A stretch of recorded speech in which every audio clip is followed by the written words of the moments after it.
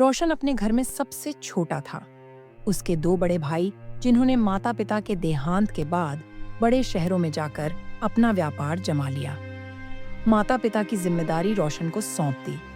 इसी कारण रोशन तरक्की नहीं कर सका और कलकत्ता में ही एक छोटी सी नौकरी करता रहा। वह एक किराए के छोटे से मकान में रहता था। एक दिन रोशन को उसके बड़े भाई अमरनाथ का फोन आया। रोशन, कैसे हो? जी भैया, अच्छा हूँ। आप बताइए।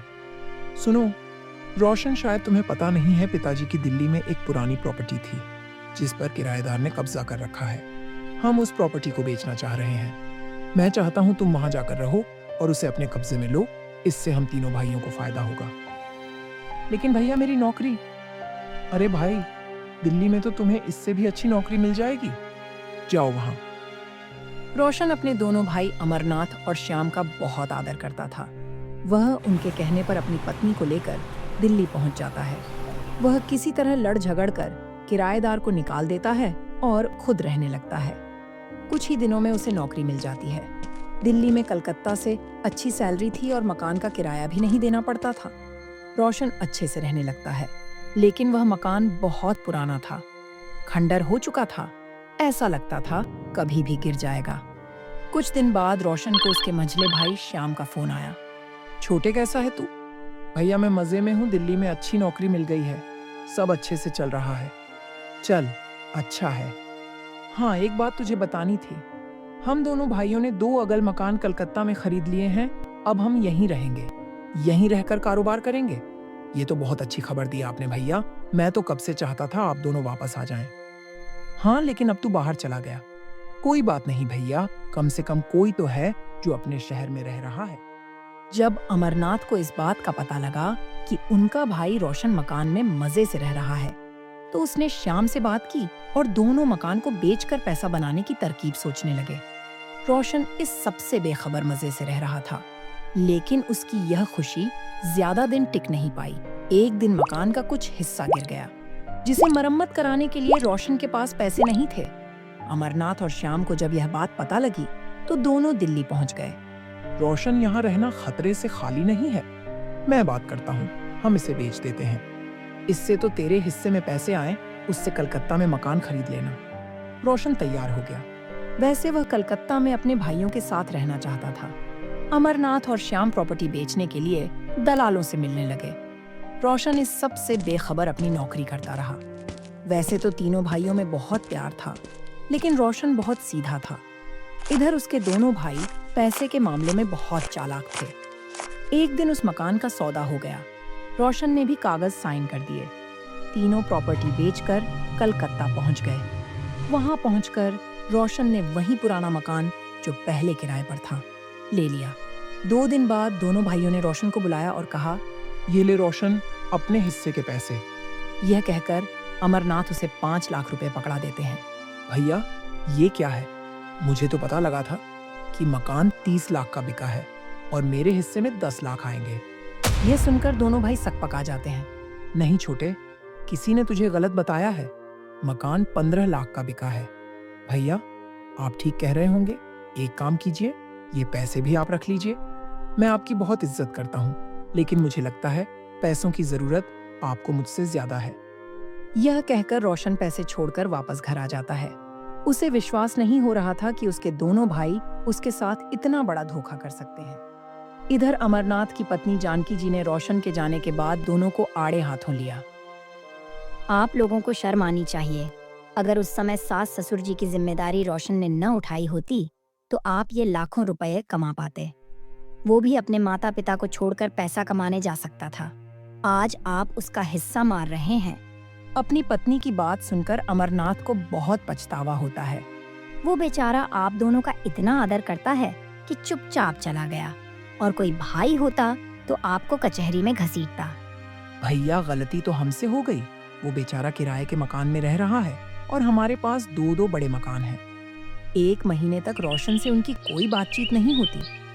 एक दिन दोनों भाई अपनी पत्नियों के साथ रोशन के घर पहुंच जाते हैं। आज रविवार था। रोशन घर पर ही था। अरे भैया, भाभी, आप आइए, बैठिए। मैं अभी आपके लिए पानी लेकर आता हूँ। बस रोशन, हम बहुत शर्मिंदा हैं। तेरे साथ हमने बहुत गलत व्यवहार किया।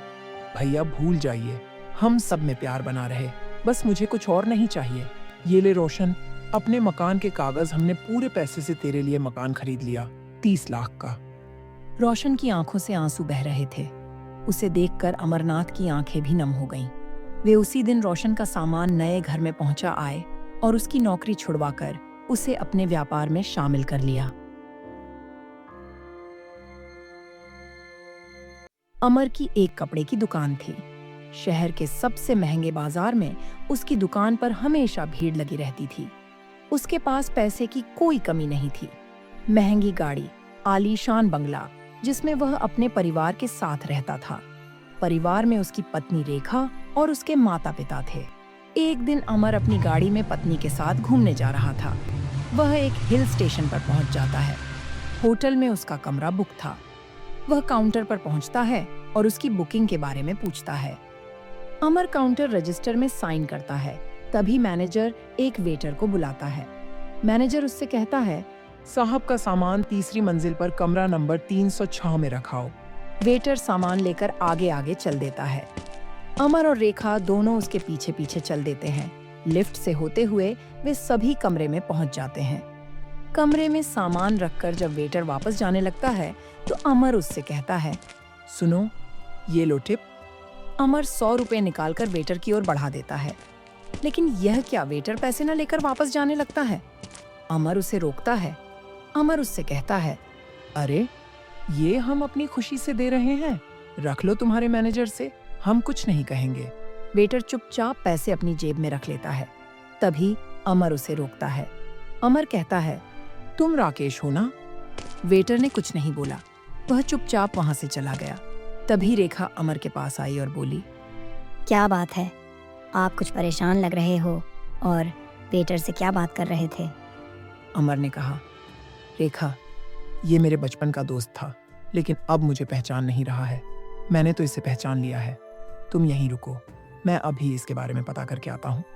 अमर नीचे काउंटर पर पहुंचकर राकेश के बारे में पता करता है तो उसे पता लगता है कि वह तो अभी ड्यूटी खत्म करके घर चला गया, कल सुबह आएगा।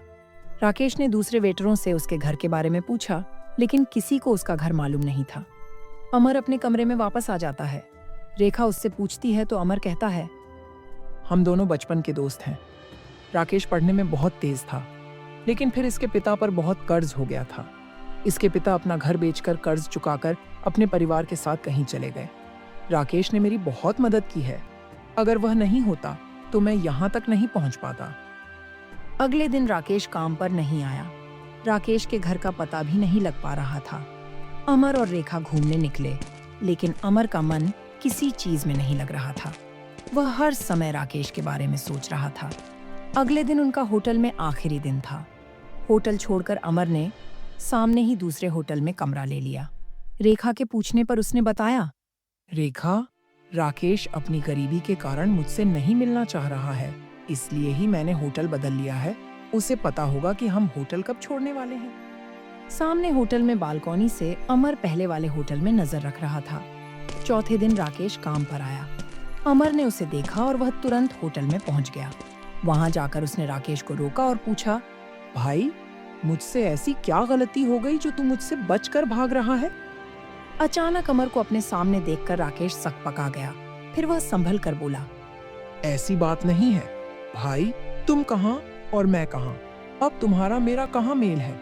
अमर ने कहा। मुझे कुछ नहीं पता, मुझे अपने घर लेकर चल। अमर के बहुत जिद करने पर राकेश ने अपने मैनेजर से बात की और अमर को लेकर अपने घर पहुंच गया। घर क्या, एक छोटी सी झोंपड़ी सी थी।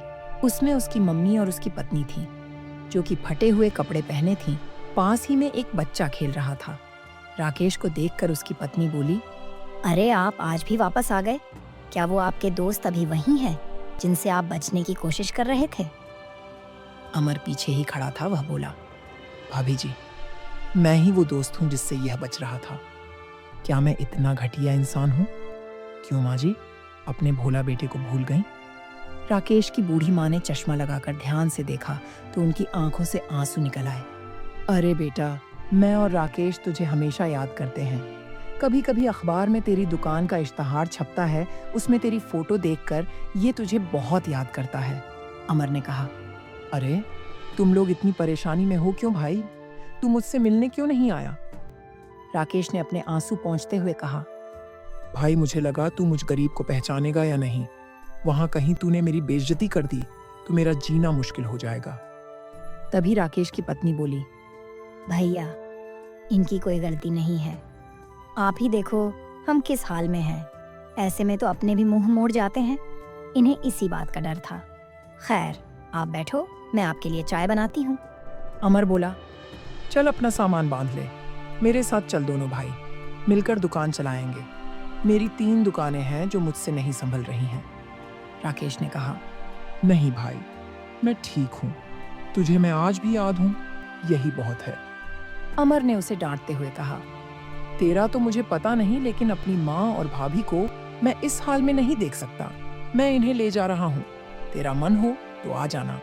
राकेश मना करता रहा, लेकिन अमर नहीं माना। वह बोला। जानता है तूने बचपन में मेरी कितनी मदद की है। मैं कितना गरीब था, मेरे पास किताबें खरीदने के पैसे नहीं होते थे। तूने मुझे अपनी किताबें दी और स्कूल में इसी बार पर तेरी कितनी पिटाई होती थी। आज मैं जो कुछ भी हूँ तेरी वजह से हूँ। वैसे बाबूजी कहाँ गए?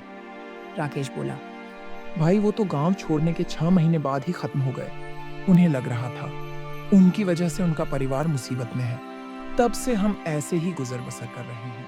अमर उन्हें सामान बांधने का बोलकर वापस होटल आया और रेखा को सारी बात बताई।